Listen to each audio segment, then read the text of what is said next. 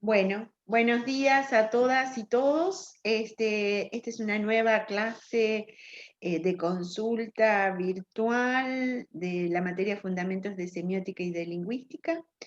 Y en este encuentro me interesaría con ustedes compartir las consignas del TP2 obligatorio,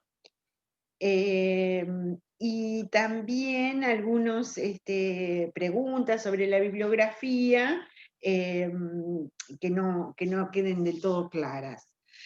Recuerden que entre la aprobación del TP1 y el TP2 es el elemento que nos permite acreditar la materia, ¿sí?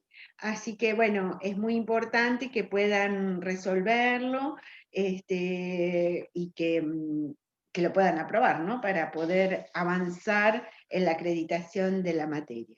Bueno, voy a compartir entonces la pantalla, donde, bueno, en breve ustedes lo van a ver esto también en el aula. En esta clase 3, entonces, vamos a presentar las consignas vinculadas al trabajo práctico obligatorio, y también completamos con la bibliografía obligatoria del curso, que es un texto sobre discurso de la información. Bueno, si les parece, vamos revisando cada uno de los elementos del TP2. Bien, entonces, la primera cuestión que me preguntaban hace un ratito, el TP2 se puede trabajar en equipos, está pensado para trabajar en equipos de hasta 3 personas, de hasta 3 integrantes, ¿sí? Es muy bueno trabajar en equipo, sobre todo cuando trabajamos este aspecto vinculado al análisis, porque nos ayuda la interpretación del otro, la vista del otro, etc. Bueno, entonces, la primera consigna es una consigna de tipo teórico, que dice explicar y describir las diferentes corrientes de estudios del discurso en no más de 40 líneas, ¿sí? Acá es una descripción de, bueno, a qué se llama discurso, a qué se llaman estudios del discurso, cuáles son las diferentes líneas. Específicamente, esto lo pueden encontrar en el texto de, por ejemplo, de Calzamigli y Tuzón, ¿no? Donde en los primeros capítulos da precisamente un recorrido de cómo se pueden estudiar estos objetos. El segundo punto ya lo vienen construyendo, ¿no? Porque da cuenta de seleccionar un grupo de textos para analizar y colgarlos en el foro corpus de análisis, justificando la elección, ¿sí? Entonces ahí, tal cual como vienen haciendo, ustedes identifican un grupo, sí, un grupo de discursos que traten sobre un tema en particular. Decíamos que en verdad podrían ser de cualquier tipo de materialidad, no sé, es decir, pueden ser textos escritos, audiovisuales, ¿sí? Que en verdad remitan a un mismo tema, pero desde sentidos distintos, ¿sí? Ese es el segundo punto. El tercer punto tiene que ver con elegir uno de los artículos de la bibliografía consignados en las clases de 9 a 13, ¿sí? Que son las que nosotros ya tenemos en cada una de estos textos. ¿Y qué es lo que tenemos que hacer con ese material bibliográfico? Bueno, armar puede ser un PowerPoint, puede ser un Prezi, un Powtoon o cualquier presentación o similar, de no más de 8 diapositivas, donde podamos incluir, bueno, el análisis de ese texto de la bibliografía, ejemplificado a partir del material que nosotros vamos seleccionando en el corpus de análisis. Una vez que tenemos este PowerPoint o Prezi o cualquier tipo de dispositivo de presentación, lo tenemos que colgar en un sitio que se llama Construimos Entre Todos. A ver si funciona esto. Bien. En este sitio vamos a colgar, es decir, acá tenemos que hacer doble clic. Esto es un Padlet, ¿no? Es decir, cada equipo va a colgar su producción en este espacio. Bueno, yo acá les dejé una entrevista a la antropóloga Rita Segato, fue al principio de la cuarentena y está muy interesante porque plantea cuáles son las diferentes narrativas acerca del virus, ¿no? Que se han escuchado en el discurso social contemporáneo, como precisamente parte de lo que nosotros estamos estudiando es esa discursividad social, ¿no? Me pareció que era un buen material para tenerlo de referencia, de ver, bueno, cómo esto que estamos tratando de pensar es esa discursividad social que se manifiesta a partir de discursos concretos. Bien, a ver si podemos volver para atrás. Perfecto. El punto D, que no es el CC, sino es el D, este también es una pregunta de tipo teórica, pero que permite ejemplificar con el material que ustedes están buscando. Dice, explicar qué significa el discurso social, que el discurso social sea un sistema regulador global, objeto compuesto, formado de subconjuntos interactivos, unidad global resultante de estrategias múltiples no aleatorias, y de qué manera se puede vincular esta definición con el caso estudiado. El caso estudiado es el que ustedes identificaron en el corpus, ¿sí? Bien, la tarea va a estar abierta hasta el viernes 27 de noviembre, es decir, que tenemos tiempo como para hacerla. Tiene una extensión máxima de 3 páginas, más la presentación que colgamos en el Padlet y el corpus, que es con el que trabajamos, ¿sí? Bueno, después cuestiones formales, similares a las del trabajo práctico anterior. Bueno, bien lo de rotular los archivos, eso seguro se lo piden todos los profes para que no se nos confundan, porque se imaginan que ya a esta altura de la jornada TP2 obligatorio en mi máquina hay multitudes. Y también hemos habilitado un foro de consulta. Bueno, acá tienen el archivo para descargarlo en Word, y creo que ahí estaríamos. Yo tengo unas dudas. Mirá, ahora vamos, y todavía no está visible esto, así que en base a las dudas que ustedes me vayan diciendo, vamos modificando si hay que modificar algo. Acá solo esto les muestro y después ya vamos a las dudas. Agregué a lo que eran las consultas del TP1 obligatorio, el foro de consultas del TP2 obligatorio, ¿sí? Así que acá tenemos espacio y funciona, porque a veces no nos funcionaba, ¿vieron? Responder. Este aparentemente funciona. Así que, bueno, ahora sí. Vamos a correr esto para allá.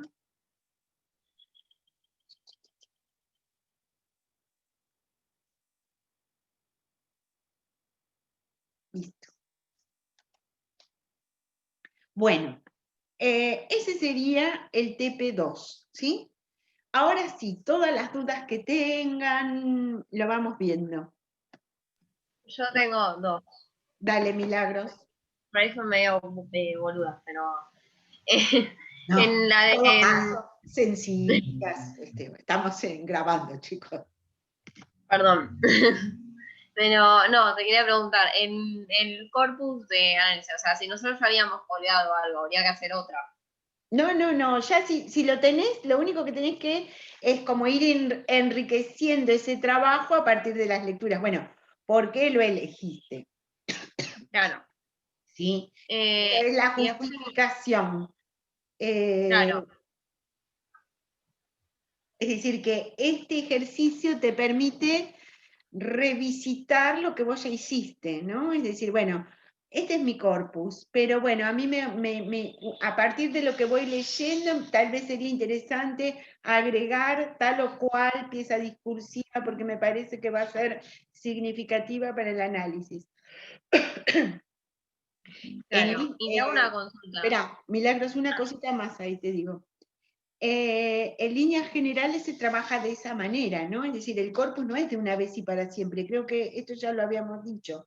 En verdad se va construyendo simultáneamente, a medida que vos vas avanzando en la lectura de los materiales teóricos, también vas avanzando en esa construcción de lo que técnicamente se llama el campo material de la investigación, ¿sí? Es decir, ¿qué es el campo material? Es donde vos tratás de leer esos materiales, ya no desde el sentido común, desde una lectura ingenua, sino a partir de propuestas, categorías, ¿sí?, de estos autores que estamos revisando a nivel teórico, ¿sí? Y una última cosita más. Esto que hacemos, que son unos primeros trabajos de análisis del discurso, pensar que siempre el análisis del discurso es crítico.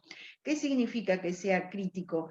Que en verdad vos siempre lo que estás tratando de identificar en ese conjunto de discursos, en ese corpus, es aquello que no está dicho explícitamente, ¿no? Es decir, que siempre estás tratando de repensar eso que a partir de lo dicho puedo reconstruir lo no dicho. También podríamos retomar parte de lo que habíamos dicho en pragmática, ¿no? ¿Se entendió, Milagros? Sí, ahí entendí mejor, gracias. Y te quería hacer otras dos. Dale. Si yo, por ejemplo, yo el corpus lo hice sola.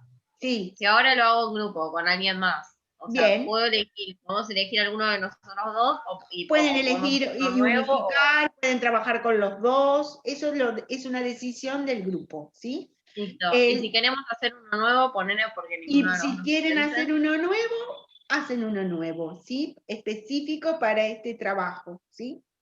Buenísimo. Ahí Tomás pregunta. Sí, Tomás, recién acabamos de decir, se puede trabajar con lo que ya colgamos, claro, sí. Ahí Diana pregunta, buen día, profe. Llegué un poquito más tarde a la explicación. Sí o sí, el trabajo del TP2 es en grupo. No es obligatorio que sea en grupo, pero es aconsejable, es una recomendación por el tipo de trabajo que se hace y porque además el trabajo grupal enriquece mi visión sobre el tema. Bien. Te hago otra chiquita. Dale, Milagros.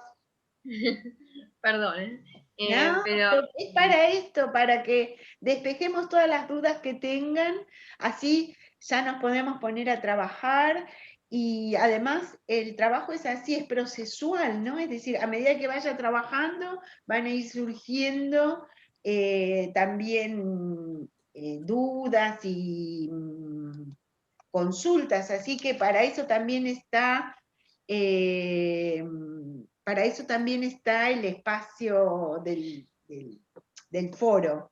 Ahí dice Natalia, aprovechemos este espacio para armar los grupos, está buenísimo. Y también está el espacio del foro, ¿sí? Es decir, tenemos este espacio de la clase, tenemos de la clase virtual, tenemos el espacio del foro, donde también pueden armar los grupos, ¿sí? por WhatsApp también los podemos armar. Tenemos un grupo de WhatsApp. Ah, buenísimo. Entonces por el WhatsApp. Perdón, yo no sabía, no estoy en ese, por eso propuse hacerlo por este espacio. Porque... Bueno, entonces ya es una buena ocasión como para sumarte a ese grupo. Por eso dije, porque en realidad pensé que no había grupo de WhatsApp, por eso lo propuse acá. Buenísimo. Ah, sí, estamos. Si querés, hablame y mando tu número al grupo y te agregamos. No sé quién es. Perdón, soy una señora mayor y a veces la tecnología me supera. ¿Cómo, perdón? Le mandas por privado tu número de... Tu número y yo te agendo y te paso al grupo y listo. Te escribo por privado. ¿A vos, Milagros, vos me estás hablando? Sí. Bueno, dale, te escribo. Bien, esa es la idea, ¿no? Es decir, retomando esto que preguntaba Diana, en verdad el trabajo está diseñado para que pueda hacerse de esa manera, ¿sí? Además el trabajo está diseñado también para compartirlo con el resto de los compañeros, por eso el tema del Padlet, ¿sí?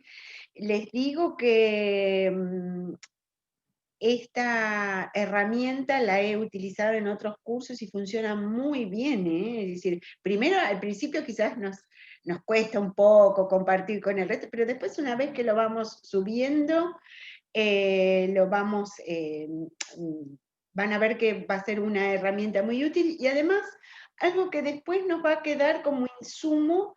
Ustedes recuerden que, bueno, esta es una materia introductoria, pero en la licenciatura hay una materia específica de análisis del discurso, ¿no? Es decir, que me imagino que casi todos van a ir a esa, todos los que están cursando acá van a participar de esa materia, pero bueno, donde se profundizan todos estos temas que nosotros acá trabajamos en forma de iniciación, ¿sí? Así que bueno. ¿Quién da esa materia, Ale? ¿Cómo? ¿Quién da esa materia? Sara Pérez o Ana Aymá. Ah, sí, sí, sí. ¿La ubicás? Aprovecho, tengo una consulta de paso. Sí. ¿Cuánto es el número máximo de integrantes? ¿Cuál es el número máximo de integrantes? Pusimos 3, máximo 3. Ok. Y aviso para Natalia, creo que fue la que intervino en la clase pasada acerca del corpus que analizamos, que era el de unos compas y el mío, que vamos a tomar tu mirada, tu punto de vista acerca de un mismo grupo de medios. No sé si era Natalia o era otra chica que lo dijo, que era un mismo grupo de medios como... Yo lo dije. Ah, ¿quién sos? Juliana. Hola. Yo Bueno, había planteado esta pregunta. vamos a tomar eso porque nos gustó. Así que vamos a usar un mismo grupo de medios. O sea que vamos a tomar ese corpus que pusimos, Alejandra, y lo vamos a modificar. Bien. Esa es parte del trabajo, ¿no? Es decir, yo primero pienso en esta materialidad, pero a medida que avanzo, a medida que reflexiono, no, tal vez podría incluir algún otro o descartar otro, es decir, que en verdad, a diferencia de otros espacios científicos, en las ciencias sociales vamos reconstruyendo ese objeto y también ese campo material a medida que vamos avanzando, ¿no? En nuestros procesos investigativos. Así que bienvenidas todas las reformulaciones que sean necesarias, ¿sí? Incluso se puede dejar lo que está en el, y poner como un segundo corpus, no hay ningún problema, ¿sí? Sí en el trabajo lo consignan para que yo lo pueda identificar fácilmente. Profe, te hago otra consulta. Y Si yo lo hago en Prezi, que a mí me gusta Prezi, por ejemplo, para hacer sí, las presentaciones. En el Padlet que se llama, ¿no? sí. Cuelgo el link porque no, o sea, no tengo Prezi pago, tengo el de estudiante. Sí, vos podés colgar el link o podés incrustarlo, es muy sencillo, además es muy intuitivo el Padlet, ¿sí? Listo, Tenés ahí un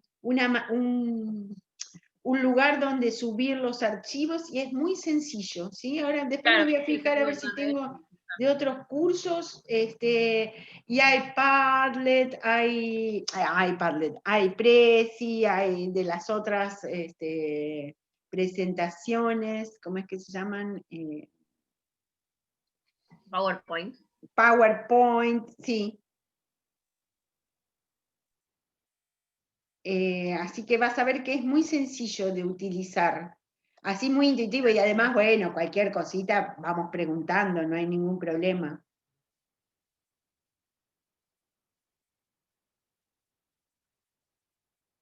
Bien, ¿alguna otra consulta?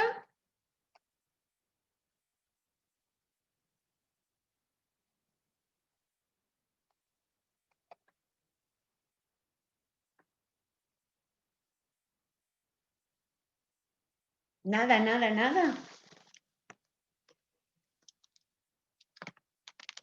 Bueno, si les parece, entonces, nosotros colgamos el texto de Angenot. Yo les dejé también un video, un PowerPoint que yo había preparado también para la Cursada de La Plata. Nada, que voy explicando algunas cuestiones. Y también ahora les dejo el de Yarodó y creo que con eso cerramos el curso y con los materiales, ¿sí? Las presentaciones tienen que ver con eso, si bien están preparadas para la cursada de acá de La Plata del primer cuatrimestre, son los mismos temas, ¿sí? Es un pantallazo de lo que plantean los autores. Si les parece, vamos a ver a Angenot, ¿sí? El discurso social. No sé si avanzaron algo en la lectura. Ya Natalia nos había preguntado algo que tal vez retomemos por ahí. Y en todo caso, en el próximo encuentro vemos todas las consultas que surjan a propósito del trabajo práctico obligatorio, ¿sí? Bien. Entonces, una de las primeras cuestiones que decimos del libro, que es uno de los libros que ha sido traducido al español, porque había un grupo de investigadores de la Universidad de Córdoba que trabajaba sobre la perspectiva de Angenot. Bueno, Angenot, bueno, como les decía en el videíto, yo les recomiendo los videos porque en verdad parte de esto está ahí. En verdad trabaja en Canadá desde hace muchos años y da cuenta de lo que se llama una visión semiodiscursiva, ¿sí? No sé si me quieren ir haciendo preguntas, si quieren que avancemos sobre algunos temas. Es interesante en principio esta distinción de el discurso social. ¿Por qué es importante? Porque ¿qué es lo que dice el autor? Que en verdad el discurso social, ¿qué es? A ver, Natalia. ¿Qué es lo que Que el dice? discurso social es lo que... Oh, pero dice un montón de cosas. Bueno, dice un montón de Pero cosas. no, hay una cosa que leí que me parece importante, es la manera de objetivar de las personas. Creo que es el autor que lo cita Bakhtin, como que es la manera en que se nombran las personas mismas usuarias de ese discurso, digamos, una manera de subjetivarse, dice, algo así. Tal cual. Por eso el discurso hace ser, digamos, a las personas. Después dice un montón de cosas más. Sí, Pero después da múltiples características, que es la última pregunta que yo les hago en el trabajo práctico, ¿sí? claro, por eso habla de lo Ahí hegemónico. está, pero básicamente, ¿sí? Lo que tiene que ver en esta propuesta tiene algunos elementos que son muy interesantes. En principio, que toma a los discursos como hechos históricos y sociales, ¿no? Es decir, y acá hay un dato que es clave, que va a ser clave para entender lo que estamos haciendo nosotros desde un análisis de tipo semiodiscursivo, como para entender la discursividad social, ¿no? ¿Por qué un hecho histórico? Porque básicamente no se puede tener cualquier creencia u opinión en cualquier momento y en cualquier cultura, ¿no? Es decir, que en verdad nuestras ideas tienen fecha de vencimiento, ¿sí? Y que en verdad todo lo que yo digo está de alguna manera vinculado y relacionado con esa discursividad social, ¿sí? Cómo me comporto discursivamente tiene que ver con esa discursividad social. Y ahí es donde, de alguna manera, plantea que en cada época reina una hegemonía de lo pensable y de lo decible, ¿sí? Y esa hegemonía tiene una serie de reglas que establecen algunos modos legítimos de argumentar, dice el autor, ¿sí? a propósito de todo el tema de la pandemia, hubo numerosas sociedades de investigación que convocaron a los referentes del campo, ¿sí? Una de ellas fue una de las sociedades de los estudios del lenguaje, y bueno, en una de esas charlas, es decir, todos los referentes de cada uno de los campos disciplinares, los más importantes, dieron conferencias o charlas a través del Zoom. Una de esas, por ejemplo, fue la de Menguenó. Vieron que es uno de los autores que ustedes leen, ¿sí? Y bueno, es muy interesante porque dice, en verdad, cada momento social está ligado y asociado a formaciones discursivas que le son propias, ¿sí? Y entonces él analiza, por ejemplo, cómo la manera de nombrar, por ejemplo, lo que nos está pasando, ¿no? Y cómo esa manera de nombrar desde lo médico, ¿no? Esto desde el discurso científico, ¿sí? Como una epidemia, a diferencia de otros sucesos similares que hubo en nuestra historia, como puede ser, por ejemplo, la peste, ¿no? Ya ahí nos instalamos en esto que dice el autor, ¿no? Cada época tiene como la hegemonía de lo pensable, ¿sí? Y fíjense cómo se fue construyendo discursivamente esto que nos está pasando.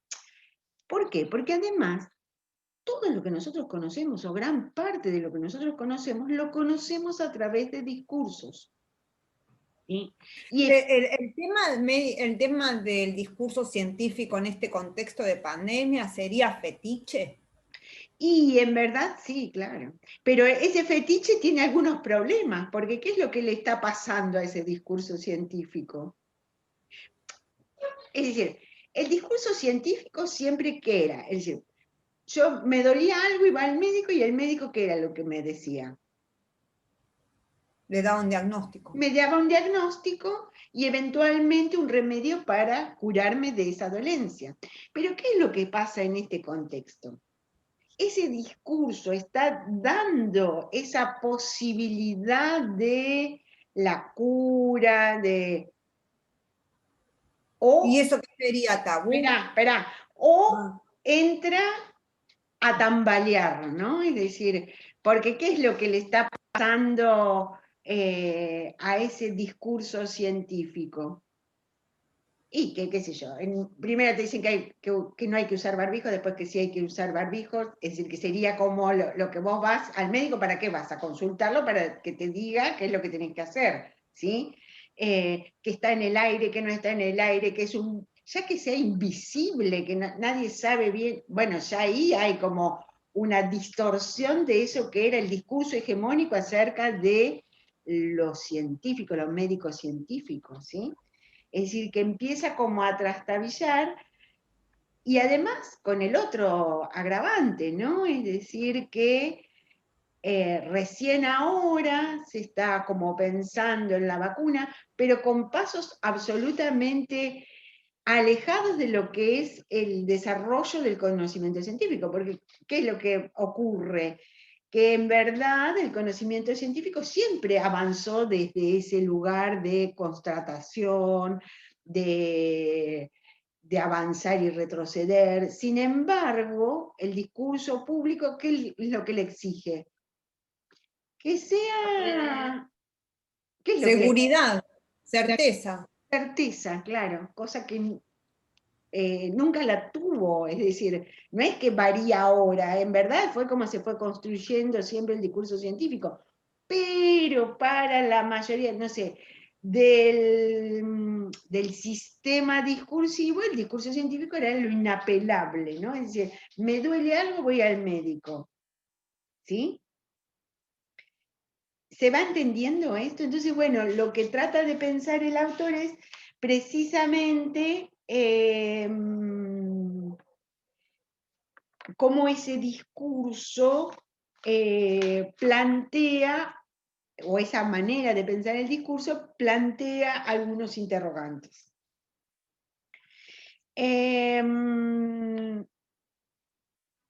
Y además, también lo que el autor plantea y dice es que en verdad ese discurso que tiene determinadas categorías, que son las que ustedes van a estudiar y van a identificar para el trabajo práctico 2, está todo ahí en el texto, ¿no? Pero en principio, ¿qué dice que es el discurso social? En principio es todo lo que se dice en un espacio, en un momento, en un estado de sociedad, ¿sí?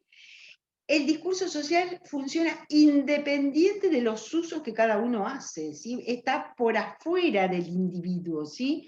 Y además existe fuera de las conciencias individuales. Y además, cuando se habla del discurso social, se está haciendo referencia a precisamente sistemas genéricos, tópicas, reglas de encadenamiento de enunciados, que en verdad son las que organizan eso de lo decible y de lo opinable. Por eso es muy interesante ver el tema de, de, de cuáles son esos sistemas genéricos que aparecen en esta discursividad. Bueno, ahí Menguenó, después se los subo en todo caso para el que lo quiera consultar, está en un portuñol, pero se entiende bien lo que dice el autor. Los sistemas genéricos, por ejemplo, es decir, como que en verdad para hablar acerca de esto que está pasando, se privilegió una de las voces sociales, como él dice los peritos, pero en verdad sería la voz de los especialistas, ¿no? Se podría haber privilegiado cualquier otra, pero en verdad todos los países armaron comités científicos, ¿sí? Que en última instancia eran los que validaban o son los que están validando de alguna manera ciertas formas de contar, de decir, de narrar lo que nos está ocurriendo, ¿sí? Profe, quiero hacer una pregunta, Sí. porque dice, el discurso social está por fuera del individuo, pero el autor igual hace como una división de clases, vamos a decir así, de los diferentes ámbitos en los que se usa ese discurso social. Él habla de un ámbito académico, de una persona, dice que habla de París, que consume o se mueve en determinados ámbitos en París, como va al café concert, es obrero, como que el discurso social, igual dependiendo por ahí de la clase social o de los consumos que una persona tenga, es diferente. Y ¿cómo se relaciona eso con que está por fuera del individuo? Sí, por supuesto que esos usos y apropiaciones del discurso son diferenciales, pero sí lo que tenemos que, tomo el ejemplo este de la pandemia porque es muy interesante para pensar, no sé, esta cuestión de por qué todo el mundo está hablando si es efectiva o no una vacuna. Vos pensá, es decir, forma parte de esta discursividad social. Históricamente nos dimos la vacuna, nunca pensamos, nunca le dijimos a la enfermera, es de Rusia, es de Estados Unidos, es alemana, ¿no? Es decir, es como que sobrevuela a la conciencia individual. Después cuando lo empezás a desarmar, te das cuenta que, bueno, que ahí hay ciertas intencionalidades desde distintos lugares, que hay grupos de poder que presionan y que conforman y constituyen, pero cuando te dice que es esto, que está por afuera del individuo, sí, Jere, no hay problema, me doy cuenta que te vas y venís, por eso no hay ningún problema. Funcionan independientemente de los usos que cada individuo le atribuye, ¿no? Por eso es tan interesante esto, no sé, que cualquiera nos ponemos a hablar de cosas que en verdad,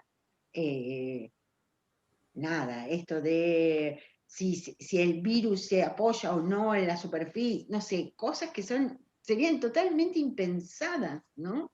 Incluso tomo lo de la pandemia porque es muy interesante para ver todas estas variaciones discursivas y cómo se va constituyendo esta discursividad social, ¿no? Incluso nos parece hasta increíble todo no sé, cuando empezamos a ver el tema, por ejemplo, de la pandemia en China, nos parecía como que eso era totalmente alejado, que nunca nos iba a llegar, ¿no? Es decir, sin embargo, una determinada realidad social siempre es acompañada de formas de discurso, ¿sí?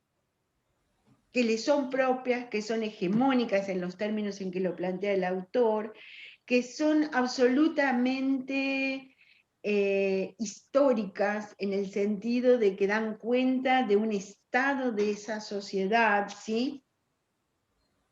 Y tienen múltiples elementos más, ¿no? Que el autor las va como desgranando, ¿no? Son aceptables, ¿sí? Pensemos, no sé, a propósito de la ley de interrupción voluntaria del aborto, ¿no? Cómo hay determinados discursos que hoy por hoy son aceptables y que quizás hace 10 años atrás, no les digo mucho, 10 años atrás serían absolutamente inapropiados, ¿sí? A ver si encuentro que les muestro, que tengo acá un... Cómo por ejemplo, pensar los medios desde una perspectiva de género sería producto también de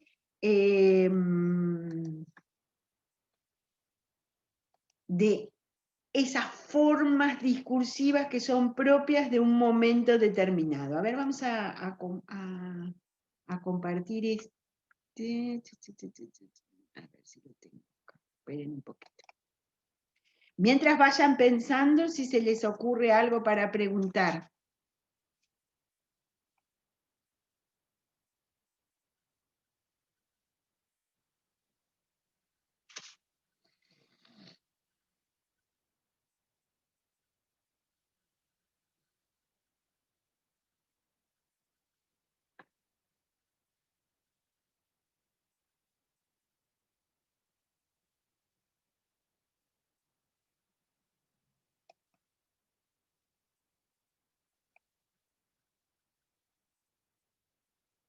Esperen que me está abriendo la imagen. Ahí está.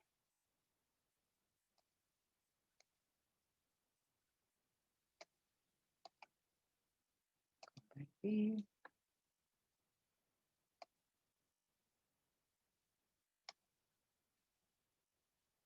Ay, no, no era este, esperen.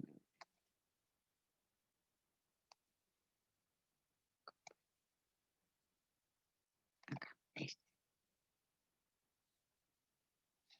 Fíjense.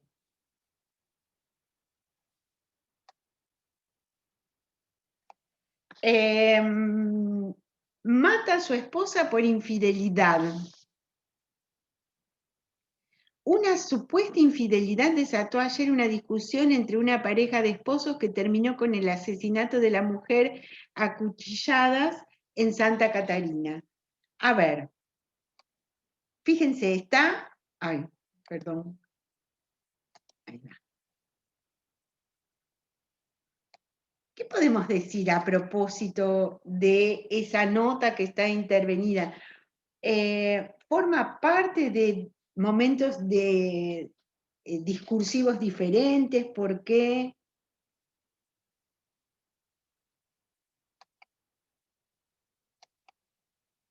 A ver, ¿qué les parece?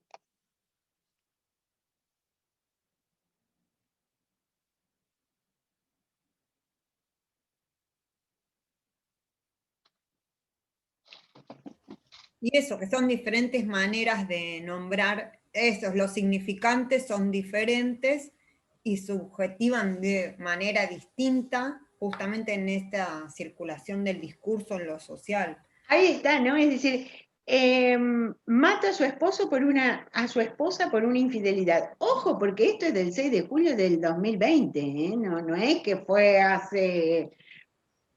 en un titular como este en nuestro país sería casi imposible, ¿sí? Aparte está Porque, culpando a la víctima, como diciendo que digo, bueno, porque ella fue infiel, la tuvo que matar. claro, ¿sí? O el crimen pasional, la quería tanto que le clavó 100 cuchilladas, ¿sí? Pero la quería Ahora está tanto que... la serie Carmel y ahí se ve un montón cómo era utilizado. Hoy sería un femicidio, digamos. Bien, está bueno el ejemplo, sí. Y ¿Viste dice, cómo tiene otra titulando? carátula judicial. Cuando habla el fiscal, habla de crimen pasional, no, pero agravado por el vínculo, no sé qué es, digo, la manera de nombrar eso judicialmente incluso. Hoy tendría otra carátula, la sentencia sería otra, y en todo ese documental hay en la primera parte más que nada, después ya se ayorna, pero hay todo un discurso circulante que no se habla de femicidio. De femicidio, en ningún momento se habla de femicidio, Recién la segunda porque parte. es una categoría mucho más actual, ¿no?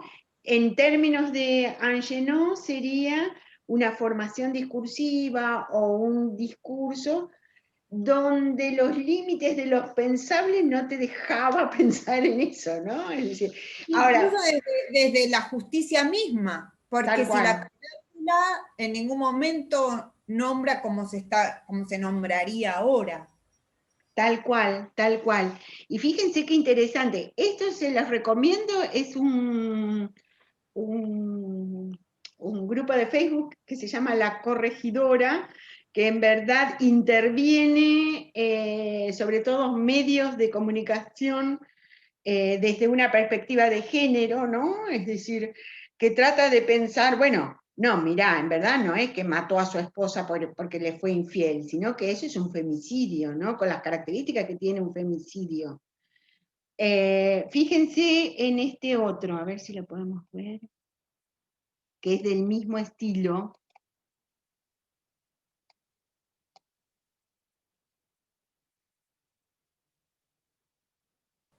Incluso hay otra cosa una cosa más digo y no digo nada más. No, pero está buenísimo porque... No, para que todos hablen, porque si no parece que... no, pero está buenísimo. Desde hace un tiempo a esta parte, los medios han salido de ese lugar de verdad. Digo, antes era como, lo dijo la tele, y era inamovible, era como un lugar de verdad absoluta.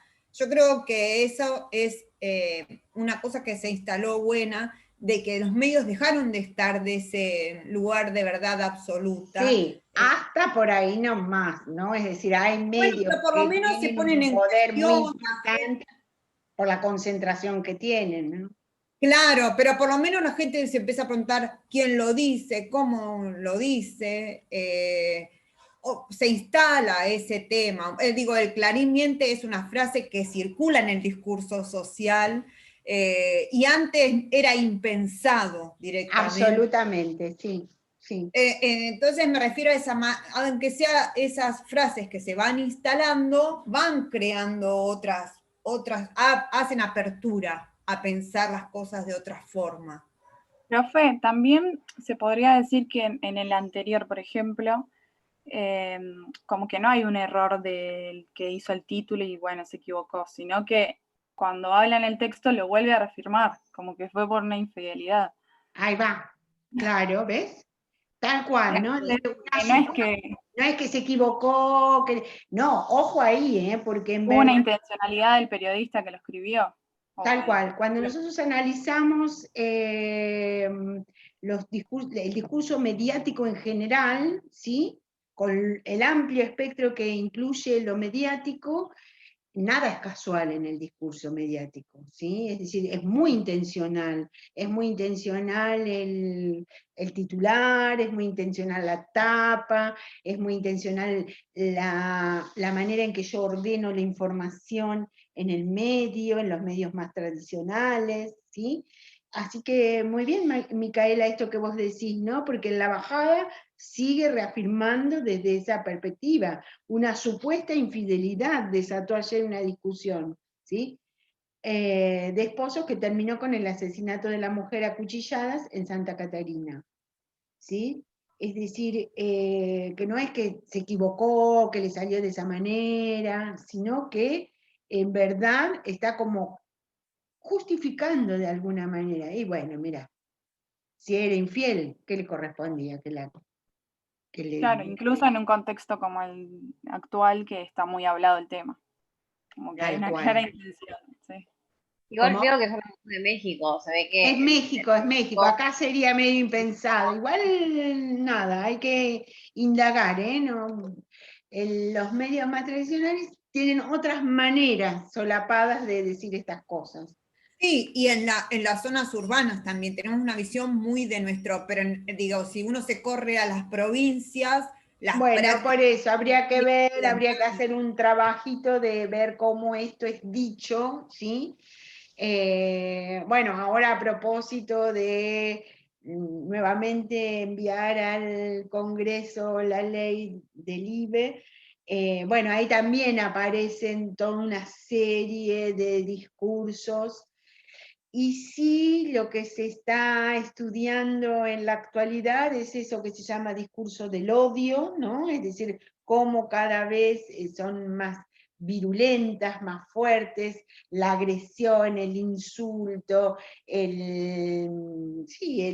básicamente en relación al otro, ¿no? Bien, este es el del femicidio, y fíjense en este, dice, este tampoco es nuestro. De acuerdo con información recabada por medio local, fuentes de la Comisaría Municipal de Morelia informaron que hay reportes anteriores del hombre de la pala. Asimismo, se sabe que solo persigue y agrede a mujeres. Solo persigue y agrede a mujeres. Fíjense cómo en la manera de decir qué es lo que está haciendo, está restringiendo el alcance de la gravedad del caso, ¿no? Es decir, al decir solo hace eso.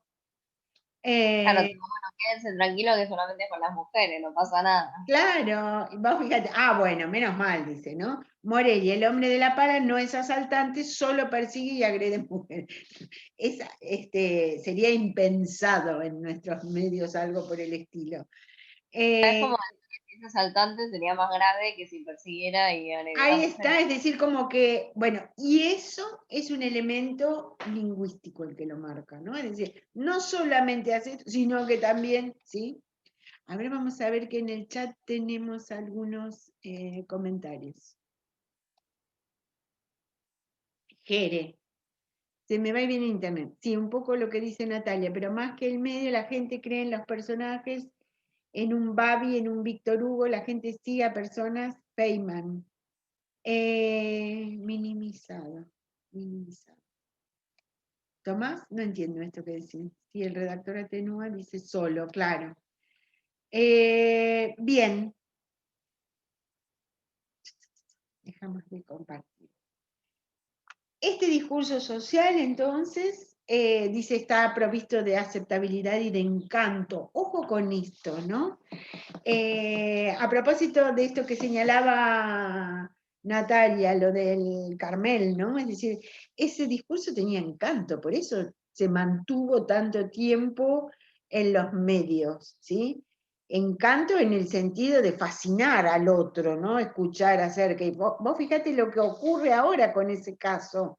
Es decir, es un caso que, no sé, los que somos más viejos lo recordamos, ¿sí? Porque, bueno, porque nada, por todo esto que se dice, porque una familia famosa, una familia de ricos, etcétera, bueno, todo eso. Y curiosamente, el caso ese estuvo en los medios como, no sé, como 5 o 6 meses, ¿no? El caso Ángeles Rawson, que alguien de ustedes lo tomó como corpus, ¿sí? También ese encanto dice en ese sentido, ¿no? De indagar, de saber, bueno, pero ¿qué le pasó? ¿Qué llevaba puesto? Eso forma parte de esa discursividad social, que parece hasta morboso en algunos términos, ¿no? Es decir, esto, bueno, tanto saber, no sé qué. Bien, esto que habla la familia de los Belsunce, ¿no? Y decimos, bueno, no, pero esa tiene pinta de no sé qué. Bueno, ese es el encanto, ¿sí? O por lo menos parte de ese encanto. Bueno, tiene eficacia social, dice, y públicos cautivos, cuyo hábitus dóxico conlleva una permeabilidad particular a esas influencias. Y acá el autor retoma a Bourdieu. Nosotros Bourdieu en este curso no lo tomamos, pero seguramente ustedes lo han leído, es decir, esa noción de hábitus, ¿sí? En este caso es interesante porque lo retoma a partir de un texto que es un clásico también, que se llama El mercado lingüístico, donde Bourdieu dice que en verdad lo lingüístico puede ser pensado desde este concepto de mercado, donde hay determinados discursos que tienen mayor o menor precio, ¿sí? Y que ese mayor o menor precio va a estar dado precisamente por quien sean esos, esos hablantes aceptables, ¿sí? Es decir, que de alguna manera retoma esta idea de Bourdieu en el mercado lingüístico, y también esa idea de la doxa, ¿no? ¿Qué es la doxa? La doxa es esa opinión, ese sentido común, ¿sí? Bueno, retoma también la idea del discurso social como una interacción generalizada, ¿sí? Donde yo lo que digo no es aislado, sino que forma parte de una cadena de enunciados, ¿sí? Por eso, en ese texto que nosotros veíamos anteriormente, en ese texto de la prensa mexicana, bueno, en verdad no es que al periodista se le ocurrió de forma aislada, sino que forma parte de una serie de discursos anteriores. Y además hay nociones que son muy interesantes para pensarlas en la discursividad, y eso se los recomiendo en cada uno de los textos que ustedes están trabajando, que tiene que ver con la intertextualidad, es decir, en qué medida ese texto retoma textos anteriores, ¿no? Es decir, en qué medida eso que yo estoy diciendo, de nuevo, no es un texto, creo que Alzamiglia lo dice, ¿no? Adánico, sino que retoma voces anteriores, ¿sí? Develar esas voces me van a permitir dar cuenta de los sentidos de esos textos.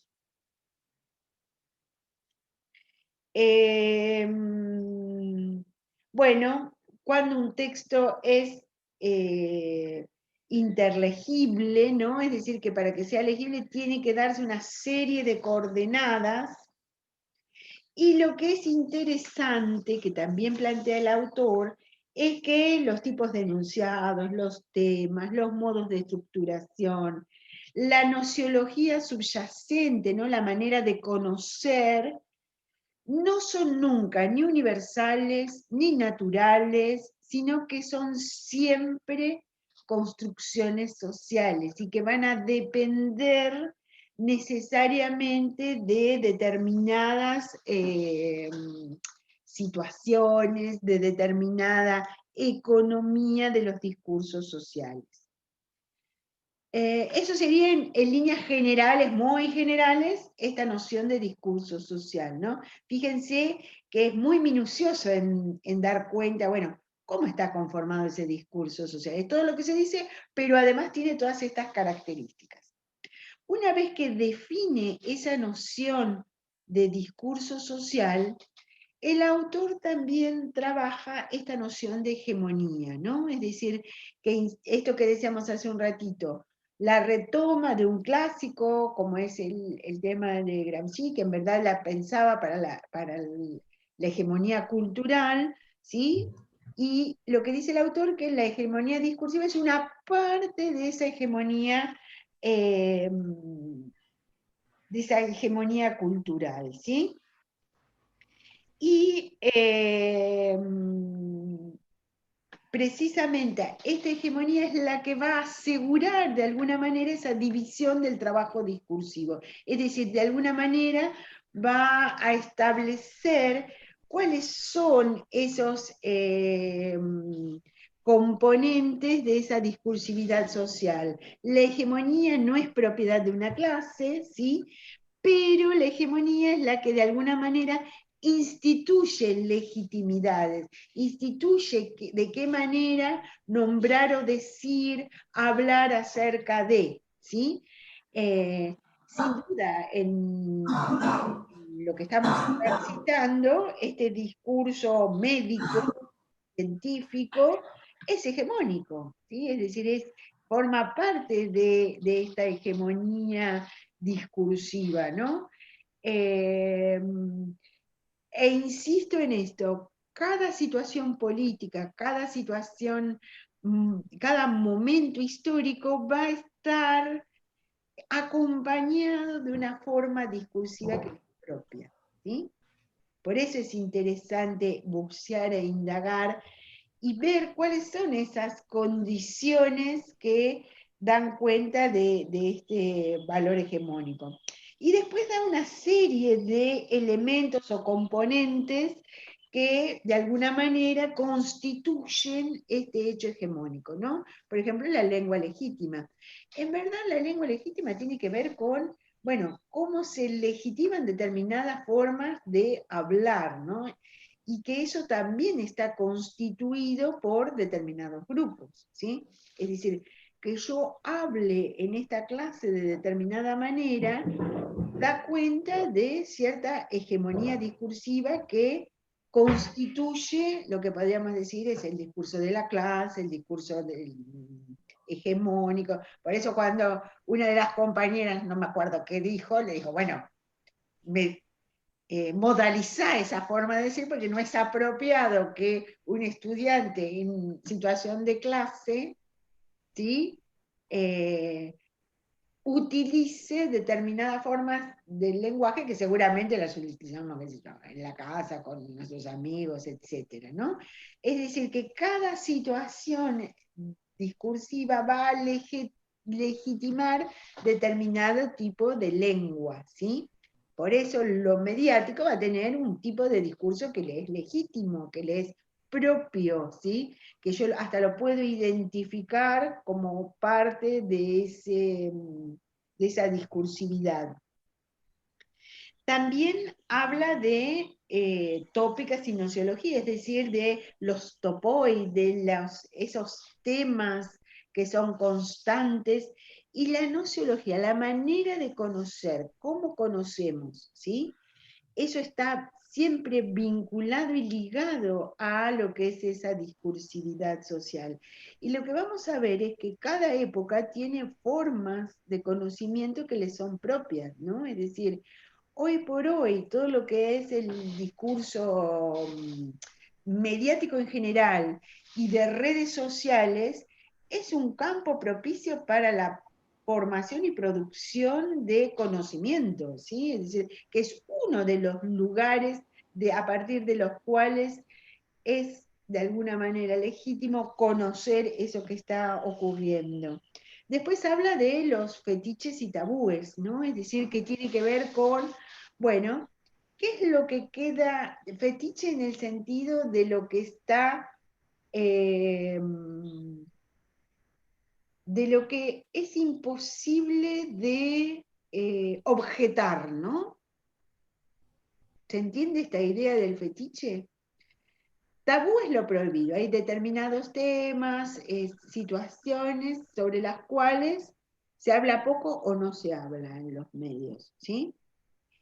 Y el tema de los fetiches tiene que ver con eso que se pueda llegar a decir y que de alguna manera siempre es aceptable, ¿no? Ese sería parte de cómo entender esta idea de fetiche. Y después da otras categorías, como por ejemplo la del egocentrismo y etnocentrismo, que tiene que ver con cómo nosotros nos instalamos frente al otro, ¿no? Y cómo ayer justo estaba a la noche viendo, después lo voy a revisar con detenimiento, un programa, me parece que es nuevo en la TV pública, que se llama Desiguales, ¿no? Y que precisamente trabajaba este tema de lo otro, ¿no? Es decir, cómo el otro siempre, al otro siempre le desconfío. ¿Y quién es el otro? ¿Sí? Históricamente fue el bárbaro, el que estaba por afuera del Imperio Romano, pero en nuestra sociedad el otro, ¿cuál es? El negro, el inmigrante, el pobre, el que es diferente a mí, y ese ¿qué va a ser siempre? Y ese va a ser siempre, va a tener connotaciones negativas de alguna manera, ¿no? Va a ser el que no trabaja, el que se droga, el que roba, etc. En esos discursos xenófobos, ¿no? Que marcan en forma permanente esa distinción, ¿no? ¿Y distinción entre quiénes? Entre nosotros y los otros. ¿Nosotros quiénes somos? Y los que trabajamos, los que estudiamos, los que pagamos los impuestos, ¿sí? Fíjense cómo Es se como va. la tapa que nos mostraste. Claro, que les mostré la del... Ahí está claro el egocentrismo Clarísimo, y el ¿no? etnocentrismo en esa etapa. Es decir, como nosotros frente a los otros, ¿sí? Y eso se da en forma permanente, ¿sí?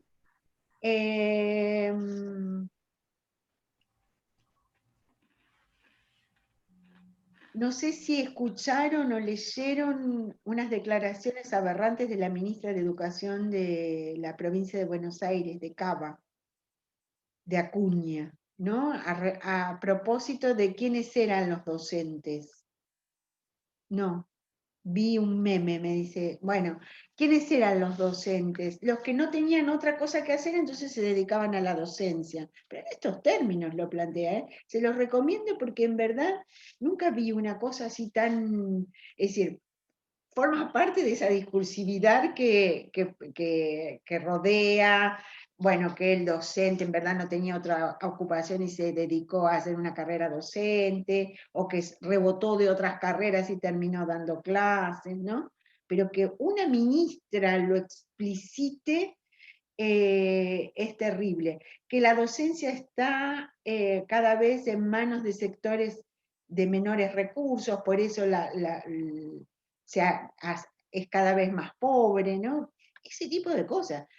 Que, ojo ahí, ¿no? Porque en verdad uno siempre escuchó o supo, pero era hasta políticamente incorrecto decir esas cosas. Sin embargo, Yo pienso en esto del tema del tabú, un poco, como que se claro, metió. del tabú, ¿cómo voy a decir esto? Que en verdad no tenía otra cosa que hacer y se dedicó a dar clases, ¿sí?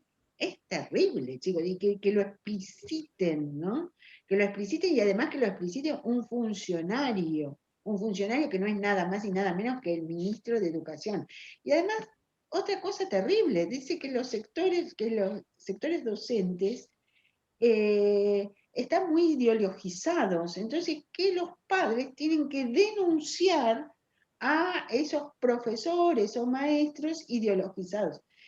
Es decir, esto, bueno, después les voy a buscar porque es difícil hacer análisis del discurso sin el discurso, pero como esto fue reciente, de ayer o de hace muy poquito, por eso no lo tengo. Pero es un muy buen ejemplo para pensar esto, ¿no? ¿Qué cosas es posible decir y qué cosas no en un momento determinado, ¿sí? Y cómo determinadas... acá lo tenemos. A ver, Gonzalo, espérate.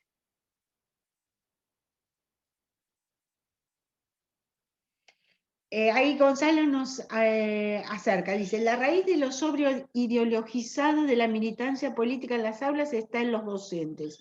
Un docente no debe decir a los chicos que deben pensar, y la única herramienta, espérate, que tenemos es que las familias empiecen a mirar lo que pasa en las aulas con sus hijos. Si no tenemos denuncias concretas de las familias, es difícil que podamos intervenir. Como mamá, sé que los docentes bajan línea política todo el tiempo. La izquierda ha tomado una fuerza muy grande donde el perfil de los estudiantes para ser maestros tiene un sesgo cada vez más claro. eligen la carrera docente luego de haber fracasado en otras carreras. Y si mira por poder socioeconómico y capital cultural, la verdad es que son de los sectores cada vez más bajos. Textual de lo que dijo. Bueno, a ver. Impresionante esto, chicos, ¿eh? Creo que nunca había escuchado. Es decir, como que excede absolutamente lo decible en función de lo que hemos escuchado otras veces. Textual de lo que dijo. Gracias, Gonzalo, sí. Terrible, ¿no? Bueno, tiene que ver con esto que estamos estudiando, cómo es posible que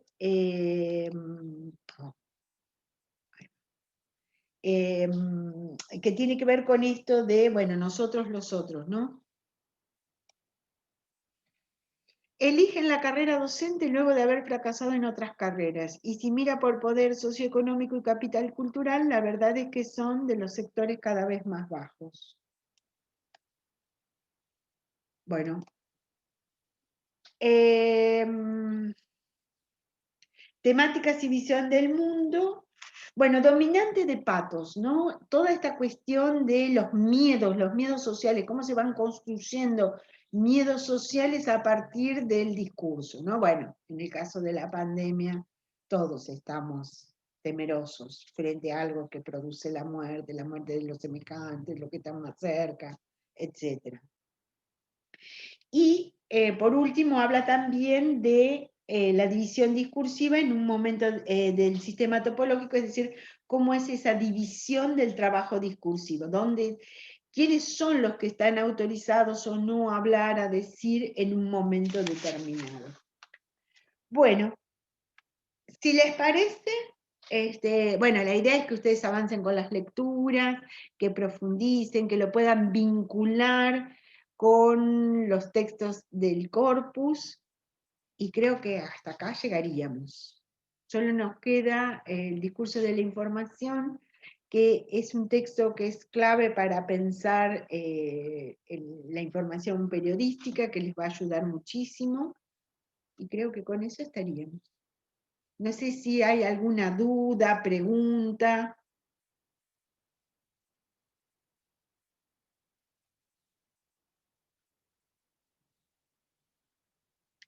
Ok, profe, el próximo trabajo o examen falta uno. No, ya lo dijimos, Jere, el próximo trabajo ya va a estar visibilizado en un rato, cuando terminemos esta clase, y la entrega va a ser el viernes, dijimos, 27 de noviembre. Con eso completaríamos las entregas obligatorias. Se puede hacer, Jere, el trabajo en forma grupal hasta 3 integrantes, ¿sí? Ok. Buenísimo. Jazmín, ¿preguntabas algo? No, sí, quería saber si se podía hacer de a dos. Sí, hasta 3, dijimos. Ah, ok. No hay ningún problema y además está bueno que trabajen de a 2 o de a 3 porque les permite interactuar, hablar sobre los textos, preguntarse, etc. Si les parece entonces, el próximo martes haríamos una clase así final de consulta, ya con el avance del trabajo, ¿no? Porque ya cada equipo va a estar trabajando con sus materiales, así que dispondría esa clase para ese tipo de consultas ya puntualmente sobre el trabajo, con el corpus, con lo que van indagando, etc. ¿Les parece? Bueno, el resto. Sí, profe, perfecto. Buenísimo, Mica, Juli. Entonces, nos vemos en la próxima. Como siempre les digo, bueno, muchas gracias por la atención y nada, y dejamos el foro de consultas por cualquier duda. Yo ahora en un ratito ya visibilizo todo el material, así ya lo tenemos disponible, ¿sí? Bueno, Bueno, Gracias. gracias. un gusto como siempre. Gracias, profe. Buena semana. Buena Chao. semana.